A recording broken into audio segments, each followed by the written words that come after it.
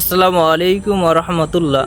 হযরত আবু হুরায়রা রাদিয়াল্লাহু তাআলা আনহু থেকে বর্ণিত হাদিস, তিনি বলেন যে নবী করিম সাল্লাল্লাহু আলাইহি ওয়াসাল্লাম বলছেন, রাগিমা আনফাহু সুম্মা রাগিমা আনফাহু সুম্মা রাগিমা আনফাহু। ওই ব্যক্তির নাক ধুলায় মিশ্রিত হোক বা ওই ব্যক্তি হচ্ছে হতভাগা ব্যক্তি। এই কথাটি নবী করিম সাল্লাল্লাহু আলাইহি ওয়াসাল্লাম 3 বার বললেন।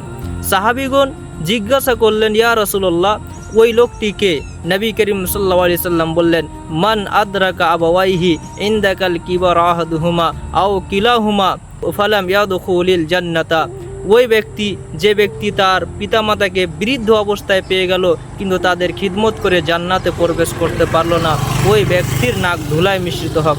অর্থাৎ যে ব্যক্তি তার পিতামাতাকে বৃদ্ধ অবস্থায় পেয়ে গেল কিন্তু তাদের খিদমত করে জান্নাতে প্রবেশ করতে পারলো না, নবী করিম সাল্লাল্লাহু আলাইহি সাল্লাম বলছেন, ওই ব্যক্তির মতন এ পৃথিবীতে আর হতভাগা ব্যক্তি কেউ নেই। আসসালামু আলাইকুম ওয়া রাহমাতুল্লাহ।